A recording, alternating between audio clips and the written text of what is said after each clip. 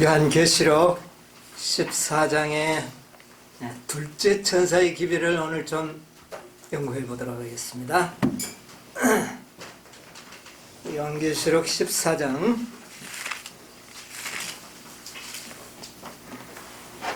8절에 있는 말씀을 제가 읽겠습니다. 또 다른 천사 곧 둘째가 그 뒤를 따라 말하되 무너졌도다 무너졌도다 큰 성 바벨론이여 모든 나라를 그 음행으로 인하여 진노의 포도주로 먹이던 자로다 하더라. 아멘. 예. 지난 시간에는 첫째 천사의 기별을 우리가 좀 연구를 했습니다. 오늘은 둘째 천사. 예. 둘째 천사의 기별은 우리가 잘 알듯이 뭐를 외치고 있습니까? 무너졌도다 무너졌도다. 뭐가요? 큰 성 바벨론이라. 이 바벨론은 어떤 짓을 했다고요? 진노의 포도주를 먹이던 음행을 하도록 만들고 음행하도록 만들고 또 그 다음에 하나님의 진노의 포도주를 먹이는 그런 일을 행하던 자들입니다. 이 바벨론이 어떻게 해요? 무너진다. 그렇게 이야기를 하고 있습니다.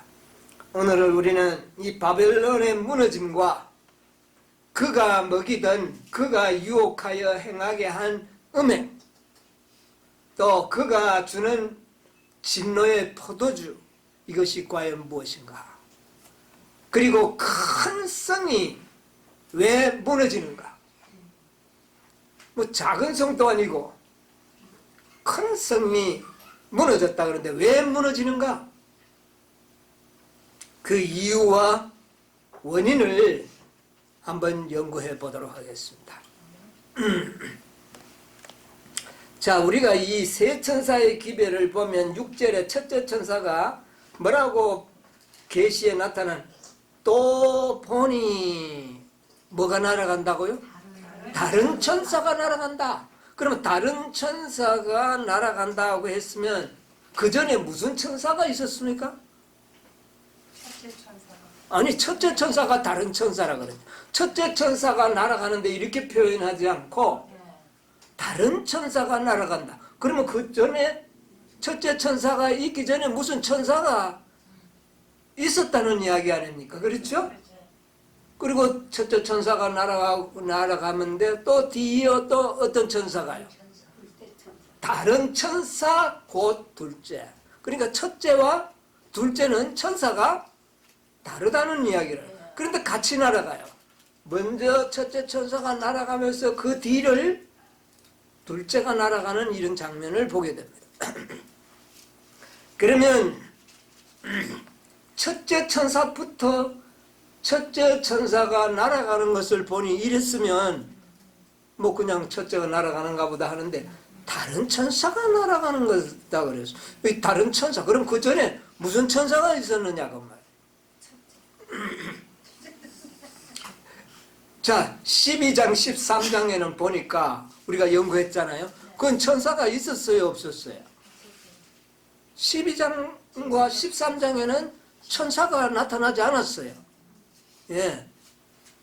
그러면 어디에 나타나느냐 하면은 11장에서 나타납니다. 11장 15절에 천사가 나타났어요. 거기에 있었어요. 한번 볼까요? 일곱째 천사가 나팔을 불매 하늘에 큰 음성들이 나서 가로되 세상 나라가 우리 주와 그 그리스도의 나라가 되어 그가 세세토록 왕노릇 하시리로다. 자, 이 첫째 천사가 날아가기 전에 무슨 천사가 날아갔어요? 일곱 나팔을 불던 마지막 천사. 일곱째 천사가 나타난 후에 어느 천사가 날아갑니까? 다른 천사, 곧 우리가 말하는 첫째 천사죠. 성경에는 첫째란 말은 없습니다. 어쨌든 그러니까 여기에 다른 천사라고 비교되었던 천사는 11장 15절에 일곱째 나팔을 분 천사라는 것이죠. 네. 자, 일곱째 천사가 나팔을 불면 그 다음에 어떤 일이 있었느냐 하면은 11장 19절에 일곱째 천사가 나팔 분 이후에 어떤 장면이 보여졌습니까? 이에 하늘에 있는 하나님의 성전이 열리니 성전 안에 하나님의 언약궤가 보이며. 자, 그러니까 일곱째 천사가 나팔 불고 난 다음에 하늘에 뭐가 열렸어요? 성전. 이거는 몇째 성전 칸이죠? 성전에 두 번째 칸. 그러니까 지성소가 열리는 모습을 보고 난 다음에 어느 천사가 날아갑니까? 다른 천사, 곧 첫째가 날아갔다 그 말입니다. 그러면 그 전에 있었던 천사의 배경을 우리가 생각하지 않을 수가 없다는 겁니다. 그래서 이 첫째 천사는 비록 첫째 천사지만 지성소와 관련이 있는 천사라고 하는 사실입니다. 아직 이 첫째 천사가 날아갈 시기로 봐서는 그 시점은 아직 지성소 시대가 아니었어요. 그러나 이 첫째 천사는 지성소와 관련이 있는 기별을 가지고 온 천사라는 것을 우리가 이 배경을 통하여 그 앞에 나타난 천사의 배경을 통하여 우리가 짐작할 수가 있다는 것이죠. 예. 자, 그래서 여기에 나타나는 이 천사는 일곱째 천사가 나팔을 불고 지성소가 열리고 그 다음에 첫째 천사가 공중을 어떻게 해요? 날아가고 12장 13장에는 천사가 없습니다. 그리고 14장에 이게 첫째 천사가 날아가고 그 두 번째로 뭐가 날아갑니까? 둘째 천사가 다른 천사 곧 둘째가 무너졌도다. 그러니까 영원한 첫째 천사는 뭐를 전했죠? 영원한 복음을 외쳤습니다. 그러니까 영원한 복음을 외치고 그 다음에 심판의 뭐를요? 시기를 알려주고 그리고 난 다음에 둘째 천사는 무너졌도다 큰 성 바벨론. 이게 다 연결되어 있다는 겁니다. 첫째 천사가 따로 있고 둘째 천사가 따로 있는 구별은 되지만 전혀 무관한 천사가 아니라 이것은 세 천사가 동시에 이렇게 날아가는 거예요. 그런데 먼저 이제 보이기는 첫째 천사가 먼저 보이고 그 다음에 둘째가 보이고 그 다음에 뭐가요? 셋째가 날아가는. 그래서 14장에는 세 천사의 기별. 이것은 하나의 구조상으로 하나예요. 셋은 하나입니다. 그렇기 때문에 첫째 천사의 시작은 지성소 시대가 아니었지만 사실은 나중에 보니까 지성소 시대를 살아가는 백성들에게 주어진 뭡니까?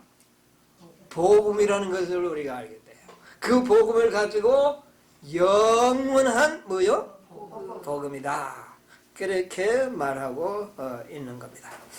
자, 그래서 이 복음이 첫째 천사의 복음이 전해지고 난 다음에 곧장 무너지는 바벨론의 역사를 외치고 있는 거거든요. 자, 그런데 아주 이게 다른 천사 막 이렇게 보는데 사실은 이 요한계시록은요 며칠 동안 봤던 계시일까요? 얼마나 기간 동안 봤는 계시일까요? 예, 말씀 잘하셨네. 하루 만에 본 계시입니다. 이게 하루 안에 1장에서부터 12장까지를 다 계시를 본 겁니다.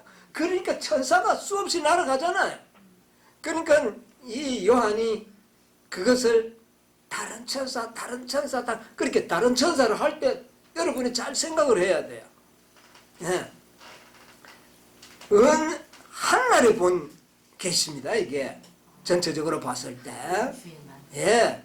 계시록 1장 10절에 보면 내가 주의 날의 성령에 감동하여 계시를 보게 됐다 그랬잖아요. 그래서 안식일 하루 동안 보았던 계시가 요한계시록 1장에서부터 12장까지 계속 또 보니 또 다른 천사가 날아가니 또 보니, 그러니까 이게 영팡 장면이 바뀌고 천사가 바뀌는데 요한이 굉장히 정신이 굉장히 참 힘들었을 것 같아요.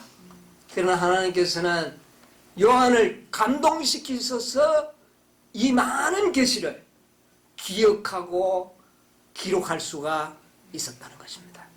성령의 도움이 없이는 불가능한 일입니다. 이 모든 내용을 기록하기라. 그래서 이 요한계시록은 참으로 성령의 감동이 충만함으로 기록된 말씀이라는 것을 우리가 염두에 둬야 하는 것입니다. 자, 그래서 1장부터 22장까지를 이렇게 계시를 쫙 봤는데, 이제 우리는 지금 몇 장까지 이제 공부를 하고 있느냐면 14장이잖아요. 근데 1장에서부터 22장까지 내용을 쫙 우리가 보면 가장 핵심 기별이 어디에 있었다는 걸 알게 돼요. 14장이에요. 네, 이 14장. 그럼 우리 굉장히 중요하죠. 네, 14장. 그리고 이것을 보조해주는 기별이 7장. 네, 7장에 인치는 기별, 살아계신 하나님의, 이것은 세 천사의 기별과 관련이 있고, 그 다음에 10장, 11장. 10장은 뭡니까? 작은 책을 갖다 먹어버리는 이 놀라운 계시죠. 이것도 다 어디에 관련이 된 겁니까? 세 천사의 기별과 관련하여 주어진 기별이에요. 그런데 그 가장 핵심은 14장이라는 거죠. 오늘 우리가 이제 지난 안식일부터 연구하고 있는 이 14장의 내용이 그처럼 계시록의 중심에 있는 기별이라는 것을 잘 우리가 인지하시면서 한번 연구를 해보도록 하겠습니다.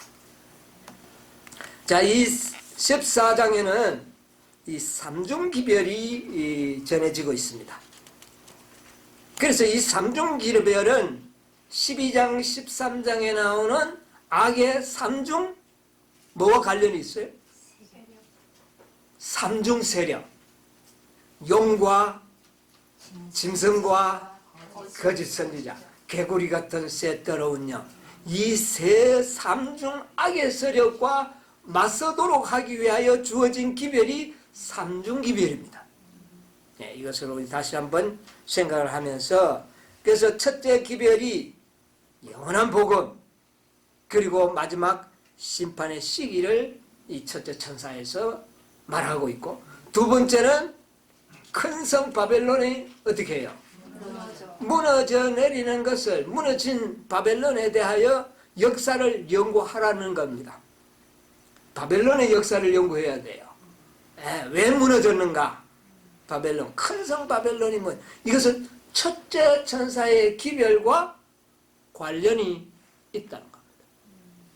이 둘째 천사의 기별과 첫째 천사의 기별과 셋째 천사의 기별은 따로 노는 것이 아니고 연결되어 있는 하나의 구조를 이루면서 구별이 되어 있는 기별이에요. 전혀 상관이 없는 기별이 아닙니다. 영원한 복음과 무너지는 바벨론과는 관련이 있다는 것. 이걸 우리가 염두에 생각을 해야 돼요. 왜 큰 성 바벨론이 무너졌는가? 큰 성 바벨론이 무너졌다 그랬어요. 왜 무너졌을까요? 첫째 천사의 기별과 한번 생각을 해보자. 이제 힌트를 주니까 여러분 잘 이해를 잘 하시네. 영원한 복음과 무너짐과 관련이 있습니다. 영원한 기별을 받아들이지 않으면 무너진다는 거예요. 영원한 것이 아닌 것은 무너진다는 것을 이야기하는 겁니다. 언제 무너질까요? 지금은 뭐 번듯하는지 몰라요. 언제 무너질까요? 첫째 천사의 기별과 연관해 보세요. 심판의 때. 첫째 천사가 그랬잖아요. 영원한 복음과 심판의 때를 이야기했잖아요. 그러니까 영원한 복음을 받아들이지 않으면 심판의 때에 다 어떻게 해요?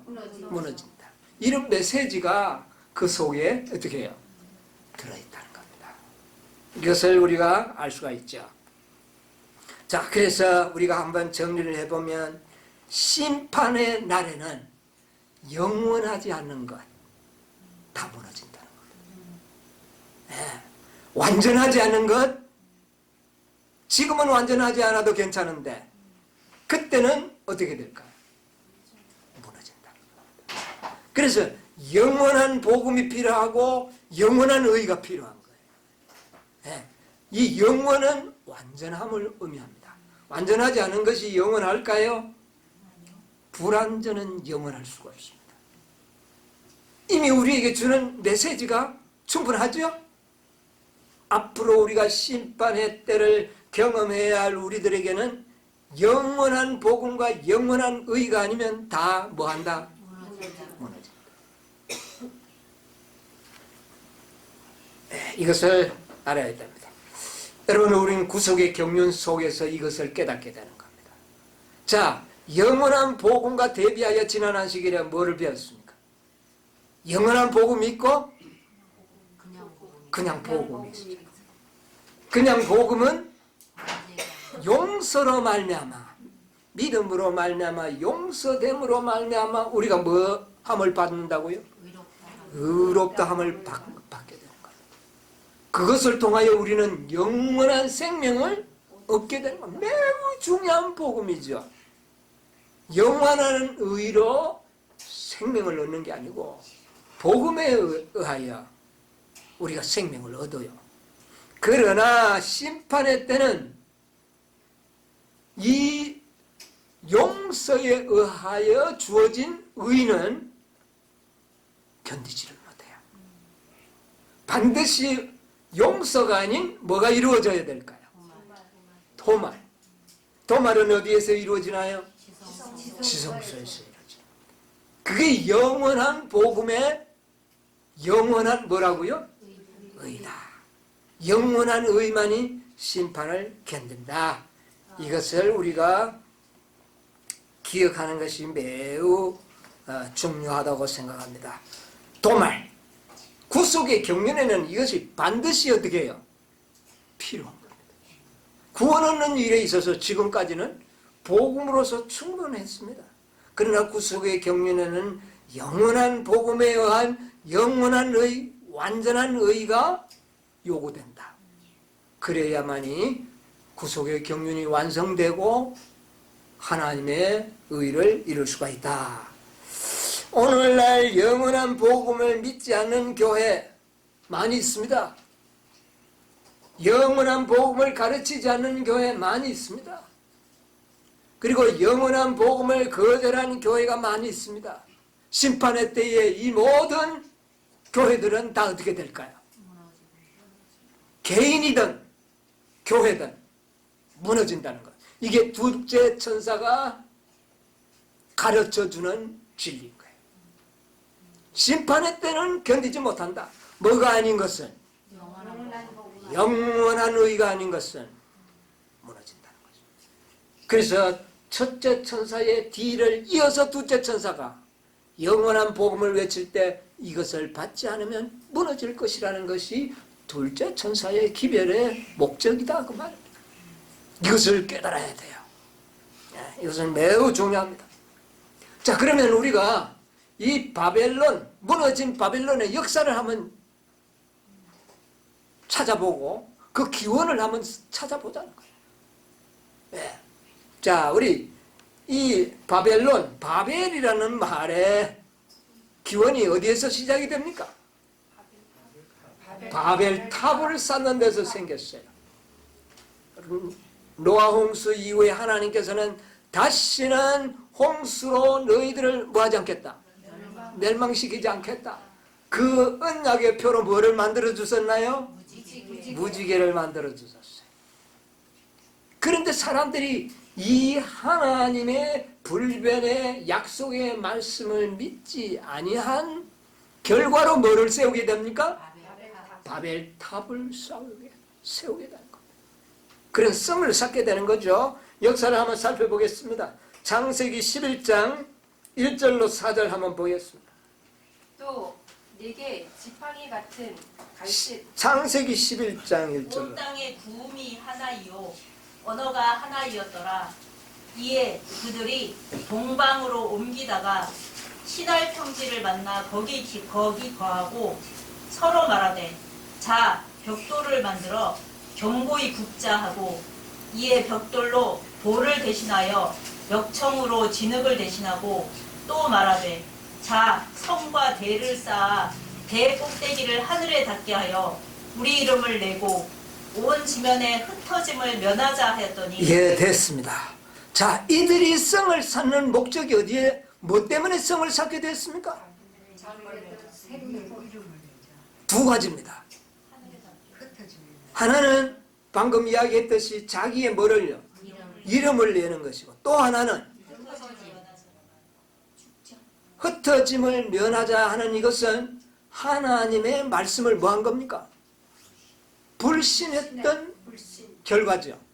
그래서 이 바벨탑을 쌓게 된 동기가 첫째는 불신, 하나님의 말씀을 뭐 하지 않았다는 거, 믿지 않았다는 거, 불신입니다.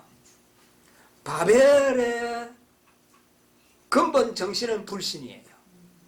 말씀을 믿지 않고. 두 번째는 자기 이름을, 자기의 행위를 나타내자. 하나님의 의를 신뢰하지 않고 자신의 의를 어떻게 하자? 드러내자. 이게 바벨의 정신입니다. 자기 이름을 낸다는 것은 자신의 의를 나타내는 겁니다. 자, 하나님의 말씀을 불신하면 누구의 의를 나타낼 수밖에 없어요? 자기의 의밖에 없는 겁니다. 그렇지 않습니까? 예, 그래서 이들이 이 바벨이 무너진, 바벨탑이 무너진 근본 동기가 불신과 자기의 의를 신뢰함으로 무너지는 겁니다. 여러분, 말씀을 불신하면 불신하는 그 자리에 뭐가 들어가는지 압니까? 자신의 의로 채우는 겁니다. 네. 우리가 하나님의 말씀을 불신하면 그 불신하는 그 자리에 자신의 의를 채우는, 말을 하든 안 하든 필요가 없어요. 왜냐하면 그 자리는 부족하니까 채워야 되는 거예요. 자, 우리 그 결과가 무너지는 겁니다. 불신과 자신의 의는 어떻게 된다고요? 무너진다는 거죠. 창세기 11장 8절로 9절 한번 보세요. 여호와께서 거기서 그들을 온 지면에 흩으신 고로 그들이 성 쌓기를 그쳤더라. 그러므로 그 이름을 바벨이라고 하니 이는 여호와께서 거기서 온 땅의 언어를 혼잡케 하셨음이라. 여호와께서 거기서 그들을 온 지면에 흩으셨더라. 예. 자, 그래서 이들이, 하나님께서는 그들을 뭐를 어떻게 해버렸다고요? 언어를 혼잡케 함으로 성 쌓는 일이 뭐가 되어버렸습니다. 중단되었고, 결국은 그 성은 어떻게 됐어요? 무너져버렸어요. 무너졌어요. 무너짐의 원인이 뭡니까? 불신. 그러면서 자신의 의를 신뢰하는 것. 이것은 다 무너진다는 것을 바벨탑에서 우리는 배워야 합니다. 그리고는 혼잡해집니다.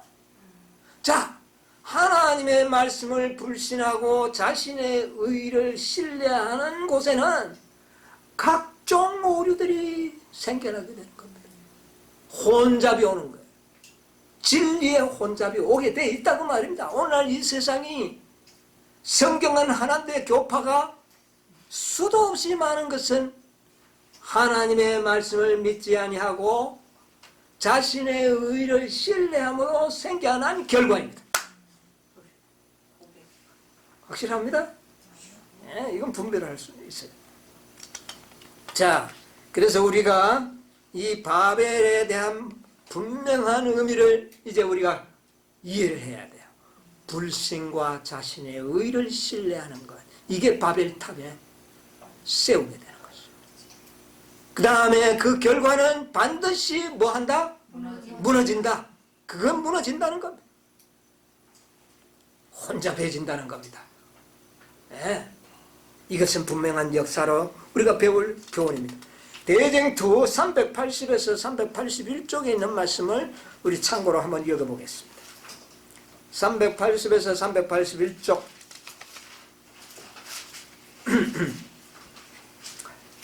요한계시록 14장에는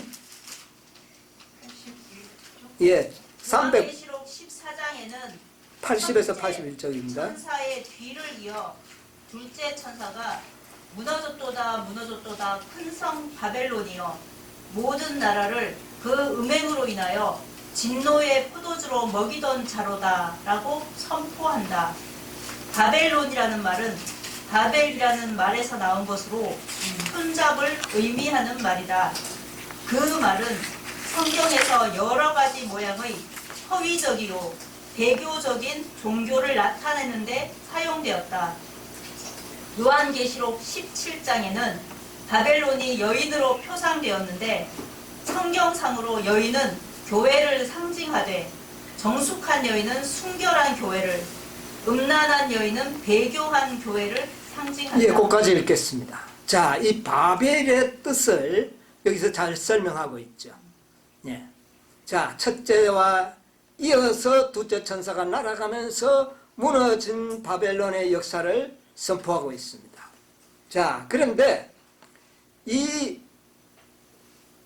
말은 성경에서 여러 가지의 허위적이고 배교적인 종교를 바벨론으로 뭐한다? 이제는 상징한다. 바벨론이 옛날 역사적으로 무너졌던 바벨탑뿐만이 아니라 오늘날은 뭐를 상징한다? 타락한 교회. 하나님의 말씀을 불신하고 자신의 의를 신뢰하도록 가르치고 있는 배교한 교회들을 상용하는데 이 교회들을 또 다른 표상에는 음료로 나타냈다. 예, 바벨론, 음료. 예. 그래서 이 음료는 배교한 교회를 또 뭐한다? 상징한다. 그러니까 바벨론, 음료 다 누구를 상징한다고요?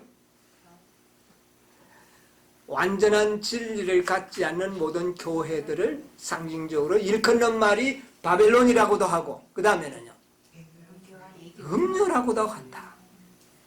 배교한 교회가 바벨론이잖아. 음란한 교회. 음란은 뭐를 의미할까요? 여기서 나오는 이 음란한 교회, 음료.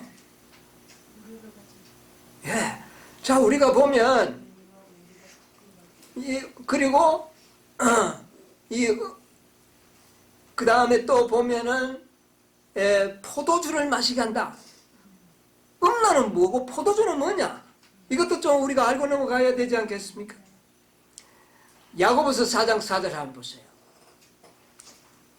가늠하는 여자들이여 세상과 여자들이여 세상에 벗된 것이 하나님의 원수임을 알지 못하느뇨. 그런즉 누구든지 세상과 벗이 되고자 하는 자는 스스로 하나님과 원수되게 하는 것입니다. 예.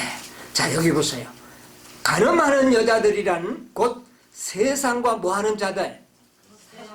그리스도인들이 세상과 벗이 되고자 하면 그는 뭐하는 여인이라고요? 가늠하는 여인으로 상징하고 있어요. 자, 그러면 이 바벨론의 타락한 교회들을 음료로 비유한 것은 이 음료는 뭐를 사랑하도록 만드는 겁니까?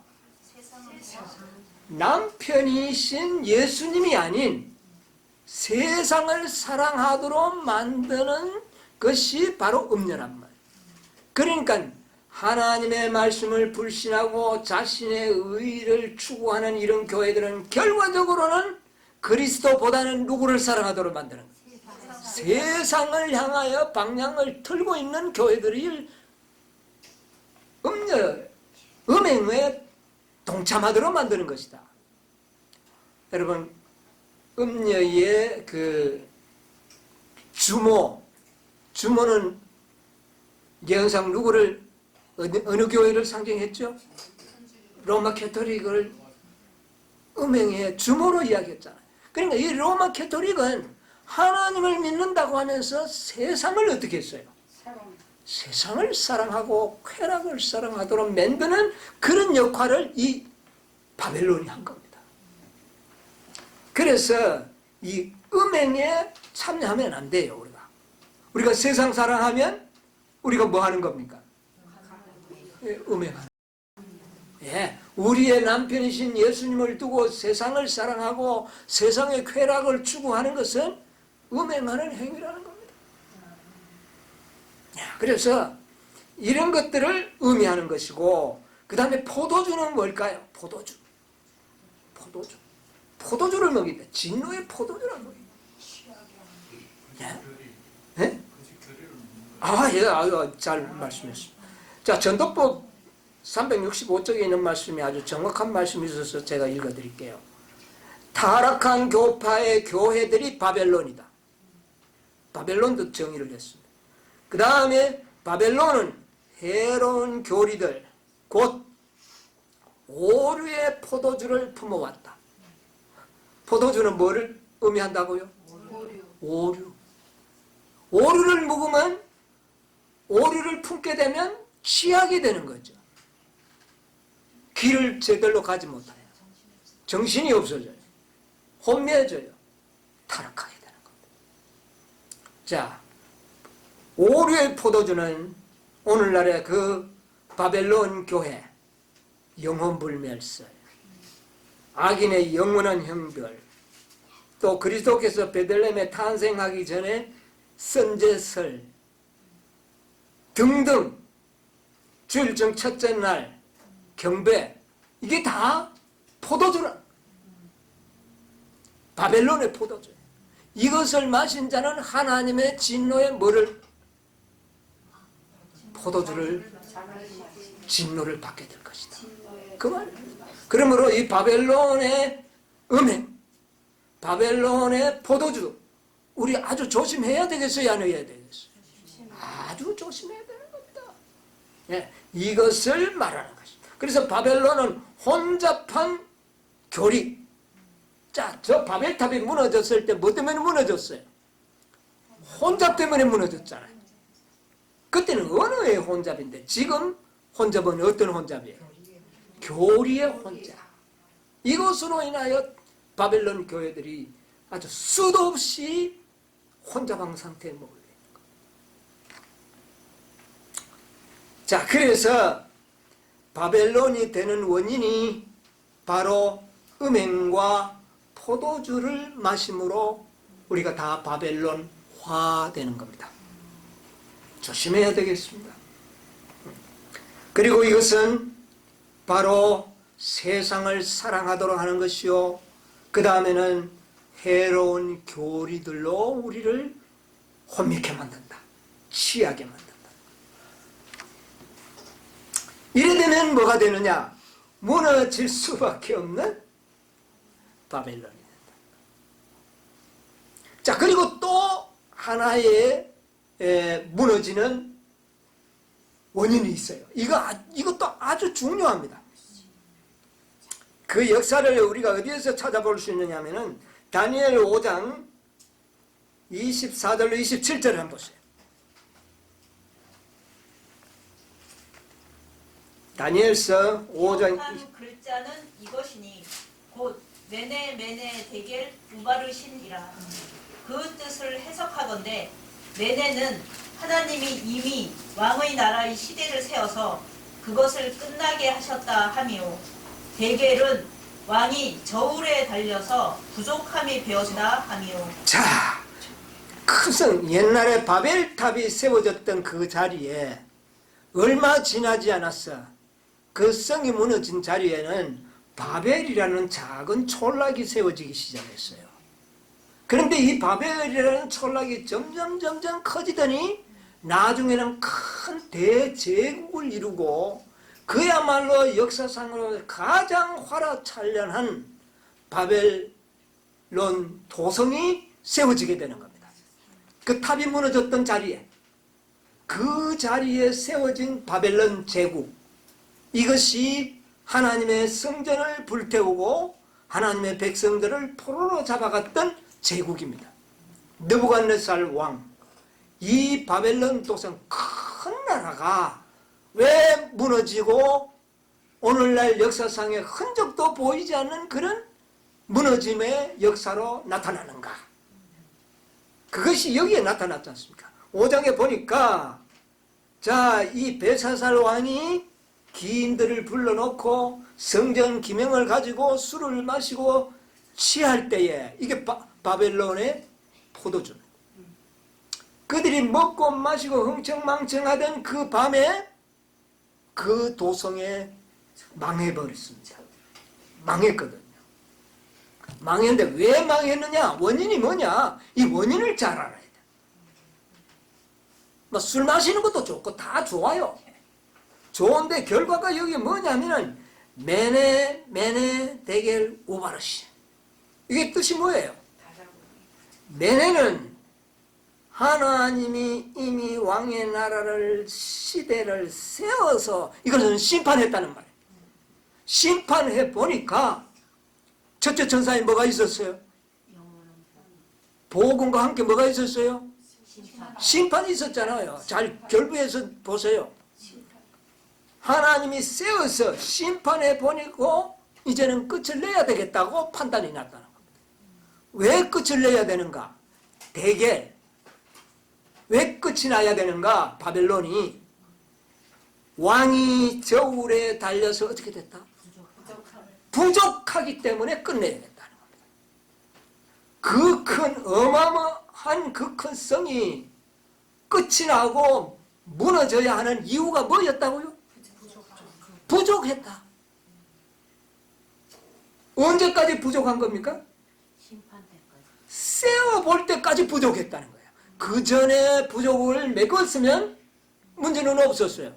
그런데 세워보니까 부족함이 나타났어요.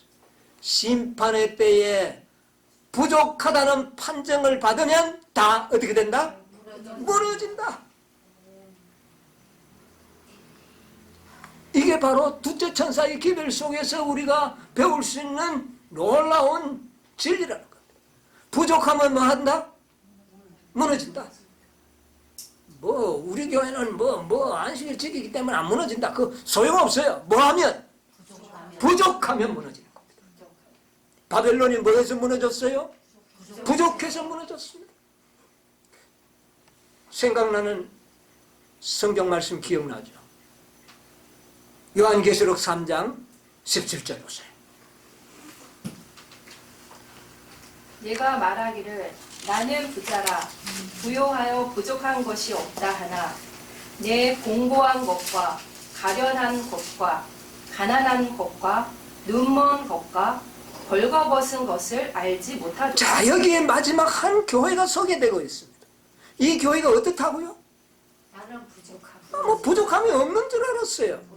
그런데 하나님께서는 너는 부족하다, 벌거벗었다, 가난하다 판정이 난 겁니다.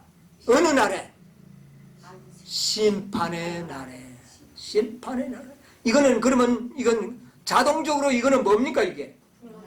예언이죠. 예언이에요. 지금은 문제가 없는 것 같고 무너지지 않고 멋져 보이는지 모르지만 그렇게 될 것에 대한 예언이라는 것입니다. 뭐 하면? 부족하면 무너진다는 것입니다.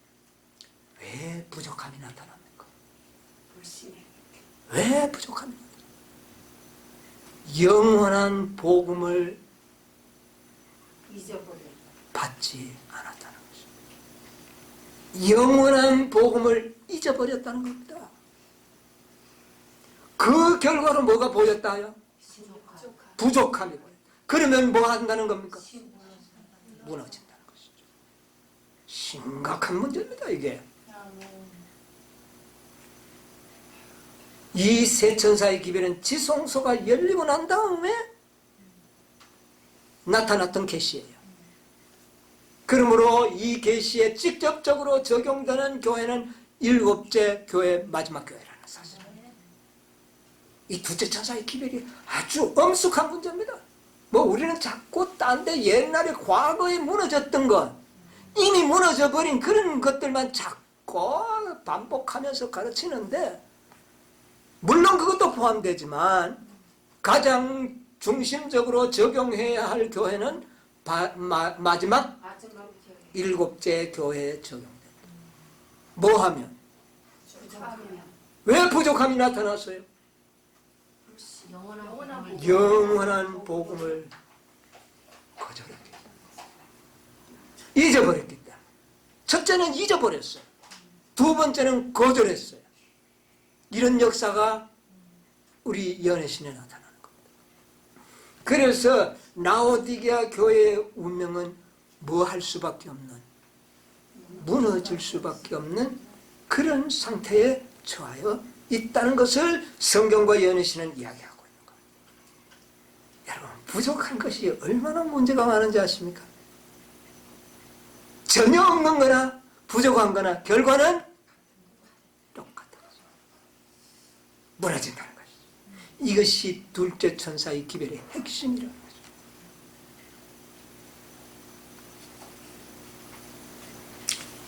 자, 로마 교회나 로마 캐토릭은 이미 옛날에 무너졌지 않습니까? 그렇죠?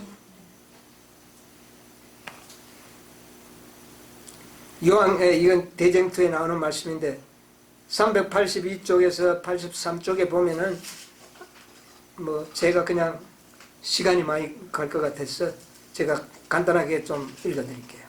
거기에 보면 요한계시록 14장의 기별은 전에는 순결했으나 그 후에 타락한 종교 단체들에 적용될 수밖에 없다. 둘째 천사에 무너지는 이 모든 것은 과거에 이미 무너지고 바벨론의 주모가 되었던 그 교회의 예언이 아니라는 겁니다. 포함될 수는 있어도 직접 가장 정확하게 적용되는 것은 그 이후의 교회들을 적용해야 된다는 겁니다. 그 기별은 심판의 경고 다음에 주어지는 기별이므로 이 시기를 잘 봐야 돼요. 기별이므로 그것은 분명 말세에 선포되어야 할 것이다. 그리고 로마 교회만 적용할 것이 아니다. 물론 뭐 그 교회는 물론 그 주모가 뭐 들어가는 건 당연하니까요.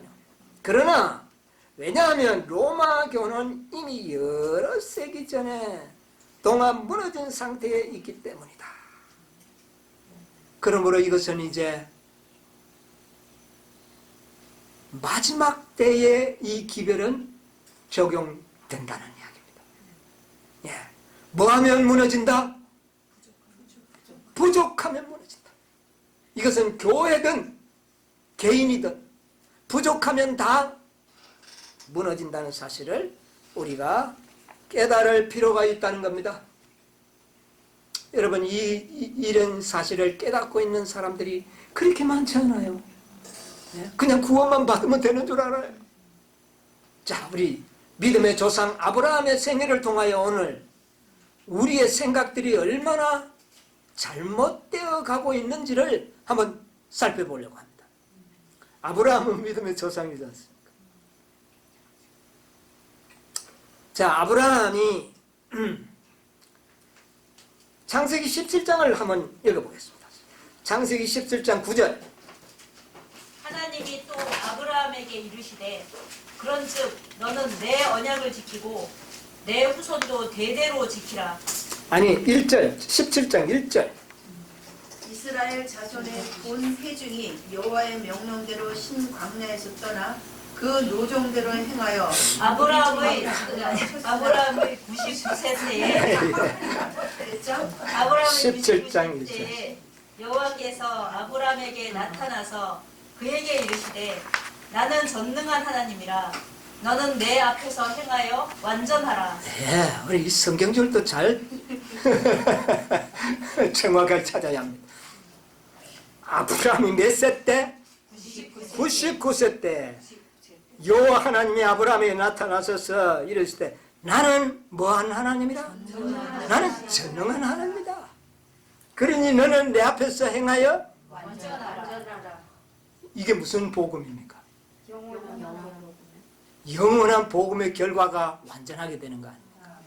그러니까 지금 아브라함은 완전하다는 말입니까? 완전하지 않다는 말입니까? 그러면 마지막 때까지 이런 상태로 가면 어떻게 될까요? 아브라함 자신은 구원받을는지 몰라. 그러나 조상은 될 수가 없어요. 완전까지를 아브라함은 배워야 합니다. 예, 완전은 영원한 복음의 결과로 얻어지는 것이기 때문에 그러면 아브라함은 지금 뭔가 완전하지 못하다는 겁니다. 자, 아브라함은 75세 때에 저 갈대 우르를 떠나서 계시 중에 하늘의 별을 보면서 네 자손이 하늘의 별처럼 바다의 모래처럼 많으리. 아브라함이 그것을 믿음에 하나님께서 뭐라 그랬어요? 의롭다. 이게 뭡니까? 이게 복음이에요. 아브라함은 복음을 받아서 구원받은 자입니다. 믿음에 의롭다. 자, 여러분 로마서 4장 3절 보세요. 로마서 4장 3절.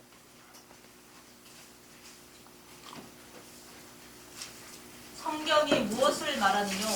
아브라함이 하나님을 믿음에 이것이 저에게 의로 여기신 바 되었고. 아브라함 분명히 뭐를 얻었습니까? 의를 얻었습니다. 구원받을 수 있습니다. 그런데 하나님께서 뭐라 그럽니까? 99세 때 25년이나 지나고 난 다음에 아브라함이 말하기를 너는 완전해라. 완전의 기별을 말씀하는 겁니다. 자, 아브라함이 75세 때 믿음으로 말미암아 얻은 의는 마지막 심판을 통과하지 못합니다. 아브라함은 자, 여러분 자 보겠습니다. 창세기 16장 2절 3절 보세요. 16장 2절 3절. 사례가 아브라함에게 이르되 여호와께서 나의 생산을 허락지 아니하셨으니 원컨대 나의 여종과 동침하라. 내가 혹 그로 말미암아 자녀를 얻을까 하노라 하매 아브라함이 사례의 말을 들으니라. 아브라함의 아내 사례가 그 여종 애굽 사람 하갈을 가져 그 남편 아브라함에게 처음으로 준 때는 아브라함이 가나안 땅에 거한 지 10년 후이었다. 자, 그러니까 거한 지 10년 후면 한 85살쯤 됐겠죠. 이때쯤에 아내가 아브라함을 시험합니다. 자, 나는 젊었을 때부터 아기를 낳지 못하느니 하나님께서 자녀를 주시겠다 했으니까 어쩔 수 있느냐? 하갈을 제하여 아들을 넣으면 그도 당신 아들 아니냐? 하나님의 뜻을 이루자. 이렇게 하니까 그만 아브라함이 어디 겠어요? 거기에 꼴깍 넘어가서 하나님이 하지 말라고 하는 7째 계명을 그가 어떻게 해요? 범하게 되는 거예요. 심판을 견딥니까? 아내의 시험도 못 이기는 거예요. 이 복음은 아브라함이 복음으로 말미암아 의롭다함을 받은 이 의인은 아내의 유혹도 견디질 못했어요. 그런데 마지막 시험을 견딜 수 있을까요? 여러분, 아브라함을 통하여 하나님께서 역사하신 섭리를 우리가 좀 배워야 됩니다. 자, 그래서 하나님께서는 99세 때에 나타나서서 네가 내 앞에 뭐하라? 완전하라. 그리고 하고 난 다음에 창세기 17장 15절로 18절 읽어보세요. 하나님이 또 아브라함에게 이르시되 내 아내 사례는 이름을 사례라 하지 말고 그 이름을 사라라 하라. 내가 그에게 복을 주어 그로 4개 아들을 낳아 주게 하며 내가 그에게 복을 주어 그로 12개 어미가 되게 하리니 민족의 열왕이 그에게서 나리라. 아브라함이 엎드려 웃으며 심중에 이르되 100세 된 사람이 어찌 자식을 낳을까? 사라는 90세니 어찌 생산하리요 하고 아브라함이 이에 하나님께 고하되 이스마엘이나 하나님 앞에 살기를 원하나이다. 자, 이게 99세 때의 아브라함의 상태입니다. 네 아내가 아들을 어떻게 해요? 낳아주리라 하니까 아브라함이 아멘 했습니까? 75세 때는 네가 아들을 낳아서 하늘의 별처럼 되리라 할 때는 아멘 해가 의를 얻어놓고는 85세 때에 가가지고는 아니 99세 때에 가가지고는 아내가 아들을 낳으리라 하니까 이게 겉으로 웃으면 체면이 안 되니까 속으로 웃은 겁니다. 속으로 웃으나 겉으로 웃으나 하나님은 아시는 겁니다. 웃었어요. 불신한 겁니다. 하나님의 말씀을 뭐 했어요? 불신했어요. 그리고는 말하기를 누구나 살았으면 좋겠습니다. 이스마엘이나 살았으면 좋겠습니다. 그 전에 10년 전에 이제 누구를 낳았어요? 이스마엘 낳았잖아요. 누구는 살았으면 이스마엘이다. 이제 아들 필요 없고 이제 더 이상 안 믿을랍니다. 그 말입니다. 누구나 살았으면 이스마엘이다. 이게 아브라함의 믿음이에요. 이런 믿음으로 안 되겠죠? 네. 아내는 일찍 낳지 못하고 이제 아브라함 자신도 99세가 되어서 이제 더 이상 자녀를 생산할 기력이 없다는 걸 본인이 알게 되는 겁니다. 그러니까 뭐라고 그래요? 이제는 이스마엘이나 살았으면 좋겠다. 이게 오늘날 어떤 사람과 같았냐 하면은 이런 사람과 같습니다. 하나님, 우리가 어떻게 완전하게 살 수 있습니까? 오늘날 많은 사람들이 우리가 어떻게 완전하게 살 수 있습니까? 아무리 노력을 하고 최선을 다해봐도 안 됩니다. 그러니까 누구나 살았으면요, 그저 도덕적으로 내가 좀 잘 살 테니까 구원이나 주십시오. 도덕적으로 세상 사람보다는 내가 좀 모범이 될 테니까 구원이나 받도록 해주십시오. 이게 오늘날 많은 99세 때 아브라함 믿음과 오늘날 이 지상에 있는 모든 교회가 가르치는 복음이 이런 수준에 있다 그 말입니다. 그래요 안 그래요? 이런 상태에 머물러 오늘날 재림교회나 일반 일요일 교회나 다 이런 사고방식 가운데서 약간의 그저 차이만 있을 뿐이에요. 도덕적으로 하나님께서는 아브라함이 이스마엘이나 살았으면 좋겠습니다 하니까 하나님 뭐라 그럽니까? 그럼 그래 해봐라. 그렇게 합니까? 아니요. 아니라 아주 결단코 딱 잘라 말합니다. 17장 19절 보세요. 하나님이 가라사대 아니라 내 아내 사레가 정녕 내게 아들을 낳으리니 너는 그 이름을 이삭이라 하라. 내가 그와 내 언약을 세우리니 그의 후손에게 영원한 언약이 되리라. 자, 아니라 한마디로 하나님께서 아주 딱 이야기합니다. 아니라는 것. 누구와 세우겠다? 이삭. 예. 이삭을 세우겠다 아, 하더니 예. 언약을 세운다. 너는 그 이름을 이삭이라 하라. 그와 함께 내가 뭐를 세우리라? 언약을 세우리라. 영원한 언약이 되리라. 여러분, 이스마엘로는 안 됩니다. 도덕적인 품성 이것가 안 된다는 이야기입니다.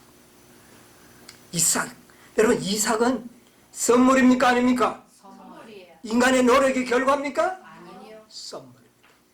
아브라함은 낳을 수 없었습니다. 사라도 낳을 수 없었습니다. 이삭을 낳았습니다.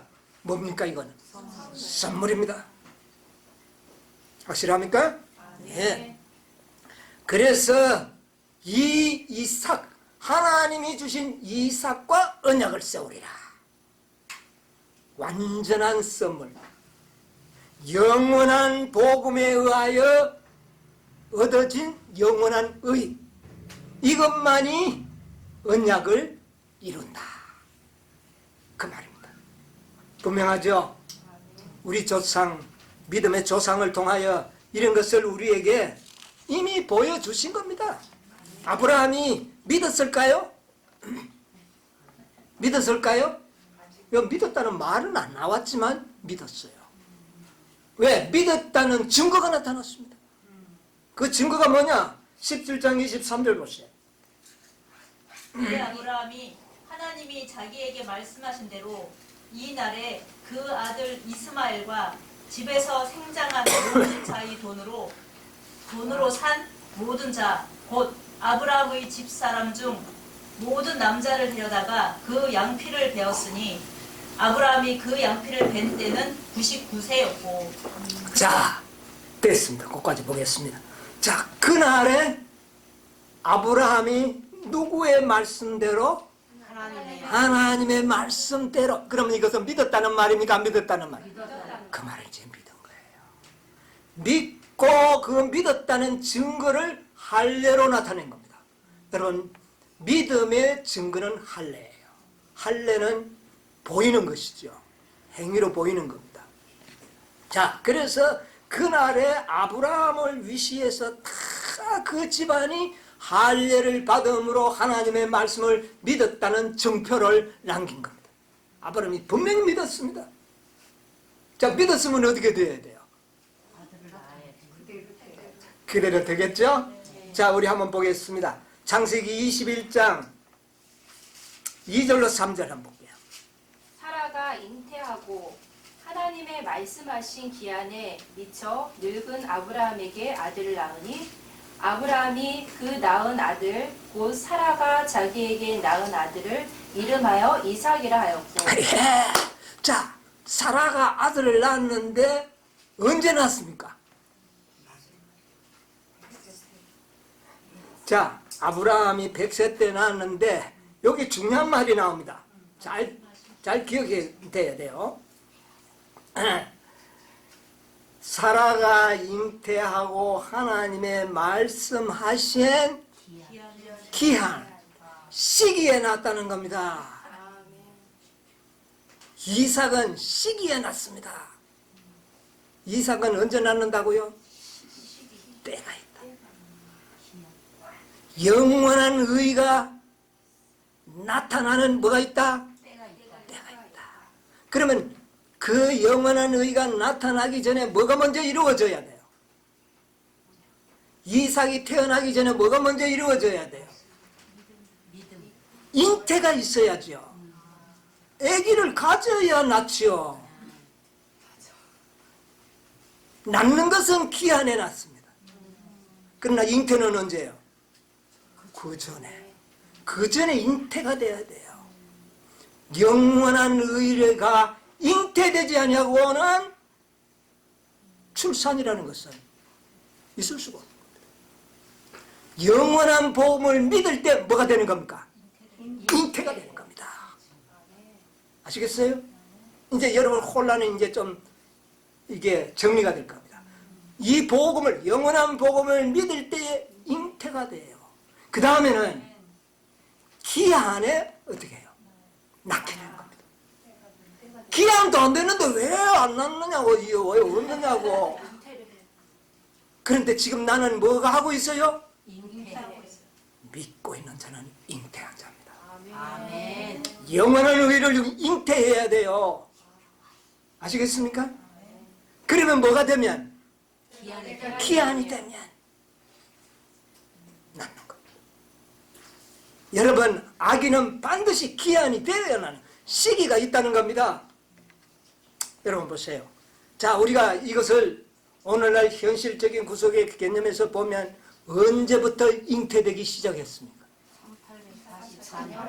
1844년부터 이 기별을 믿는 자들은 뭐 하기 시작한 겁니까? 잉태하기 시작했다. 잉태한 여인이 내가 낳을지 안 낳을지 모른다.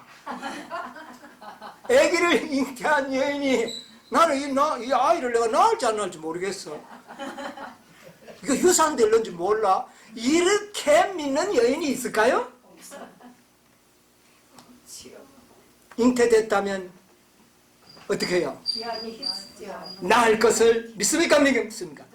그걸 믿는 것이 영원한 복음을 믿는 것입니다. 참 좋은 비유 아닙니까?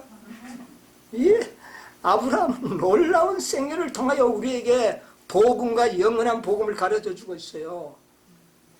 자, 기한이 언제입니까? 그러면 대속죄일부터는 잉태되는 시기입니다. 대속죄일에 영원한 복음을 믿으면 잉태합니다. 그럼 언제 낳습니까? 대속죄일이 마치면 낳는 겁니다. 대속죄일이 맞춰야 나는 그게 기한이에요. 대속죄일. 그때에 기한이 차는 겁니다. 그러면 낫는 거예요. 그때는 우리는 이삭을 보게 될까요? 아멘. 하나님의 영원한 의의 선물을 보게 될 겁니다. 아멘. 지금은 우리는 뱃속에 있는 아기를 믿음으로 보는 겁니다. 그리고 그 뱃속에 있는 아이가 기동할 때에 느끼게 되는 겁니다. 아, 잘하고 있다는 것. 여러분 그것을 느끼고 믿음으로 살아가시게 되기를 바랍니다. 아멘. 기한이 되면 낫는 겁니다. 기한이 언제냐? 대속죄일이 마치는 중보사업이 마칠 때입니다. 여러분 보세요. 일요일 법령이 내립니다. 늦은 비가 내립니다. 그때 늦은 비를 통하여 잉태되었던 모든 자들 다 하나님의 의의 선물인 이삭을 다 순산하게 될 겁니다. 아멘. 그때 우리는 하나님의 선물을 직접 보게 될 것이라는 것입니다. 볼 때에 여인이 해산함으로 모든 고통을 잊어버리고 기쁨이 충만한 것처럼 우리도 그렇게 될 것이라 그 말입니다. 아멘. 아브라함이 그것을 경험한 거예요. 예, 기한에 이르러서 낳게 되었다. 하나님께서 그것으로서 끝난 게 아닙니다. 아브라함에게는. 자, 이제 이삭 낳았으면 이제 다 이루었습니다. 아브라함은 다 소원성취했어요. 분명합니다. 이제 됐습니다. 그러나 하나님께서 그냥 놔두지 않았어요. 자, 우리 창세기 21장, 창세기 22장 1절 2절에 있는 말씀 한번 볼까요? 그 일 후에 하나님이 아브라함을 시험하시려고 그를 부르시되 아브라함아 하시니 그가 가로되 내가 여기 있나이다. 여호와께서 가라사대 내 아들 내 사랑하는 독자 이삭을 데리고 모리아 땅으로 가서 내가 내게 지시하는 한 산 거기서 그를 번제로 드리라. 내가 선물로 준 이삭을 어떻게 하라? 번제로 나에게 바치라. 시험을 하십니다. 이건 누가 하는 시험이었습니까? 아내가 하는 시험은 아니었었죠. 아브라함의 아내가 하는 시험이 아니고 이건 누가 하는 시험이었어요? 하나님이 시험하셨습니다. 네 아들을 뭘로 바치라? 번제로 바치라. 아브라함이 어떻게 했습니까? 아, 하나님 이거는 안 됩니다. 그랬습니까? 그는 즉시 길을 떠나 모리아산을 향하여 출발했고, 그리고 그는 모리아산에서 그 아들 독자를 하나님 앞에 제물로 바친 겁니다. 이것은 영원한 의인은 심판을 통과할 수 있다. 이게 영원한 의예요. 영원한 복음으로 말미암아 영원한 의를 얻게 된 자들은 하나님의 심판을 통과하는 겁니다. 야곱의 환난에서 우리가 뭐를 얻을 것이라? 승리할 것이라. 그때 부족하면 어떻게 될까요? 무너지는 바벨론. 하나님의 진노에 뭐를요? 포도주를. 그때 마시게 될 겁니다. 여러분, 그날에 우리가 부족하지 않기 위해서는 무슨 의를 반드시 배워야 한다? 영원한 의를. 복음으로는 안 된다는 겁니다. 영원한 복음이어야만이 하나님의 심판을 건드립니다. 조금이라도 부족하면 무너질 것이다. 이것이 둘째 천사가 우리에게 보여주는 기별입니다. 놀라운 기별 아닙니까? 부족하면 무너질 것이다. 이것을 선물로 주실 것이다. 이삭은 하나님의 선물이었던 것처럼 완전한 품성, 영원한 의는 선물로 주는 겁니다. 아멘. 시대소망 762쪽 읽고 마칩시다. 시대소망 762쪽 의 즐거운 생애 간절한 크게 읽었어요. 이거 아주 중요합니다.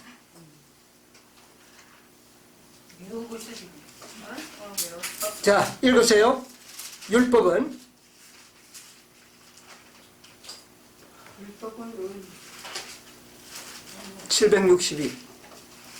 율법은 의, 즉 의로운 생에 완전한 품성을 요구하지만 인류는 그 요구에 미칠 수 없다. 자, 아브라함처럼 100세에 무슨 아들을 낳습니까? 이게 우리 인간들의 뭡니까? 형편이에요. 100세에 무슨 아들을 낳는 것처럼 우리는 못한다는 거, 이거 분명한 사실입니다. 계속 보세요. 인류는 하나님의 거룩한 율법의 요구를 충족시킬 수 없다. 그러나 그리스도께서는 인간으로 지상에 오셔서 거룩한 생애를 사시고 완전한 품성을 개발시키셨다. 그리스도께서는 그것을 받고자 하는 모든 자들에게 값없이 선물로 주신다. 예, 고가죠. 뭐라고 그랬어요? 값없이 선물로 준다. 이삭은 뭐였습니까? 분명한 선물입니다. 아브라함과 사라의 노력의 결과가 아니에요. 하나님의 선물이었습니다. 자, 완전한 품성은 하나님의 뭐라? 선물입니다. 이 말씀을 우리가 믿으면 그 순간 우리는 잉태하게 되는 겁니다. 잉태하는 거예요. 네? 영원한 의 하나님의 선물을 잉태하는 겁니다. 자, 그 다음에 보세요. 그분의 생명은 사람들의 생명을 대신한다. 그리하여 그들은 하나님의 관용을 통하여 과거의 죄를 용서받는다. 뿐만 아니라 그리스도께서는 하나님의 속성을 사람들에게 불어 넣으신다. 그분은 인간의 품성을 거룩하신 하나님의 품성을 따라 형성하여 영적인 힘과 아름다움을 지닌 훌륭한 건물이 되게. 자, 지금까지 모든 일을 누가 하는 겁니까? 그리스도께서 하시는 겁니다. 대제사장 그리스도가 하실 일을 여기에 열거하는 겁니다. 용서하고 속성을 불어넣고 우리 인간의 품성을 하나님의 품성을 따라 형성하고 완전한 건물이 되게 하는 것은 그리스도의 사명이에요. 그리스도가 하신다는 겁니다. 여러분이 하는 거 아니에요. 자, 그 다음에요. 그리하여 바로 이 율법의 의가 그리스도를 믿는 자에게서 성취된다. 이때 태어나는 겁니다. 율법의 요구가 성취되는 것은 늦은 빛 성령을 받을 때 율법의 요구가 성취되어서 기쁨이 충만함을 모두가 유쾌하게 되는 날을 맛보게 되는 겁니다. 그때까지는 우리는 잉태한 상태로 살아가는 겁니다. 비웁니다. 예. 그래서 우리는 분명히 조금 더 믿음은 바라는 것은 뭡니까? 실상이요. 너 며칠 전에 우리 큰딸이 딸을 하나 낳았어요. 예, 예쁜 딸을 낳았는데 기한이 되니까 어떻게 돼요? 딱 낳았어. 3월 14일 날 낳는다 그랬다. 3월 14일 낳았어. 기한이 미쳐야 합니다. 여러분, 영원한 의는 기한에 미쳐서 탄생되는 겁니다. 그동안은 잉태한 상태로 우리 뱃속에서 그 영원한 의는 자라나며 태동하며 느끼며 우리는 살아가는 겁니다. 그러나 믿음은 바라는 것들은 뭐다? 실상이다. 이게 영원한 의를 받는 방법입니다. 유일의 방법. 부족하면 무너진다. 부족하면 완전한 의가 아니면 심판을 견디지 못합니다. 심판 전에는 가능합니다. 그러므로 이 때에 적절한 기별이 전해져야 됩니까? 안 전해져야 됩니까? 반드시 전해져야 됩니다. 이것이 바로 첫째 천사의 기별과 둘째 천사의 기별의 핵심이라는 사실을 기억하시기 바랍니다. 영원한 의, 영원한 복음, 완전한 의, 이것을 추구하고 사모하고 믿음으로 아버지 우리가 간절히 아버지께 사모하는 기도를 올려야 되는 겁니다. 그때에 우리는 이 의를 믿음으로 받게 되는 겁니다. 의심하지 마시기 바랍니다.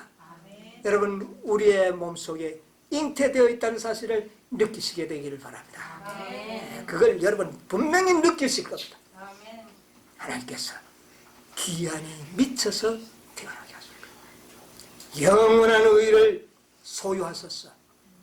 영원한 생명, 심판을 견디고 하나님의 영광을 드러내는 그런 마지막 하나님의 남은 백성들이 되시기를 간절히 바라면서 오늘 말씀을 마치겠습니다. 아멘.